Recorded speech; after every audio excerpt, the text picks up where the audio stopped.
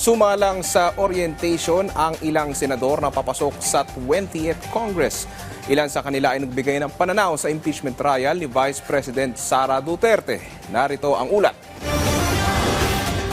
Ilang araw na lang bago opisyal na umupo bilang senador para sa 20th Congress, nagtungo ang mga bagong halal na senador sa Senado para dumalo sa orientation at photo session. Nagtungo sa Senado sina incoming Senators Erwin Tulfo na dumalo sa orientation at pictorial, Tito Soto, Kiko Pangilinan, Camille Villar, Rodante Marcoleta at Panfilo Lacson. Hindi naman tumigil para magpa-interview sina Marcoleta, Lacson at Villar. Pero sina Soto, Tulfo at Pangilinan may kanya-kanyang sentimiento na sa impeachment ni Vice President Sara Duterte.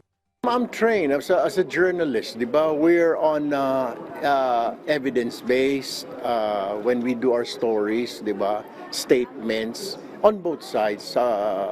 Hindi po pwedeng isa lang may nagrereklamo tapos kailangan kunin mo rin yung nirereklamo.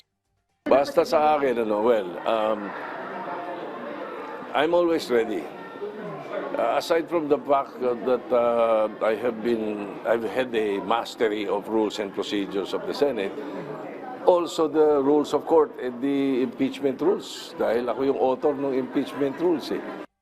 Kung walang ebidensya o kulang ang ebidensya, hindi sapat, acquittal. Kung sapat naman ang ebidensya, conviction. So we have to go through the process. Kung meron silang ebidensya, ilabas nila. At tayo ay magpapasya.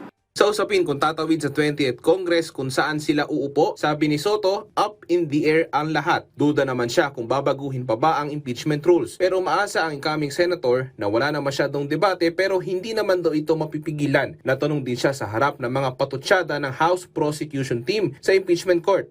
Siguro kung hindi pa ongoing yung trial, baka pwede sila magsalita. Pero I doubt it. Pag sumalang na yun, hindi na pwede yun. Pag sumalang, sir, pwede nang makontempt kapag nag-criticize pa sila public? Oo. Dapat. Depende. Depende sa weight nung ginawa na nangangailangan ng contempt. Diba? Baka medyo magaan-gaan naman. Pwede na siguro nga yun. Pwede nang reprimand. Pero kung mabigat, why? Sina incoming Senators Kiko Pangilinan at Erwin Tulfo naman, halos parehas ang pananaw sa usapin ng pagtawid ng impeachment sa 20th Congress. Dinggin na lang sa Congress and para ilatag natin sa tao, di ba? Para mawala din yung agam-agam. Sa akin naman kung ako tatanungin me personally, why not? Di ba? Why not? Then kung it's the VP is not guilty, then so be it. Then let's dismiss the case, di ba? Bakit natin pipilitin kung hindi siya guilty, di ba? Meron siya mga evidence, statements na will say so na she's innocent, di ba? She's not guilty. Pero kung the evidence will really didiin siya doon, then you don't have a choice. I already said this na continuing body ang Senate, therefore the 20th Congress, as jurisdiction has been established and acquired sa 19th Congress, it will carry over to the 20th Congress. At ang tungkulin natin is to try and decide the case. May pinalutang naman si Tulfo na posibilidad hinggil sa posibleng gawin ng mga kongresista. I think that the House will really refile it. That's what I heard from my colleagues. They'll refile it with 20th Congress. That's what I heard.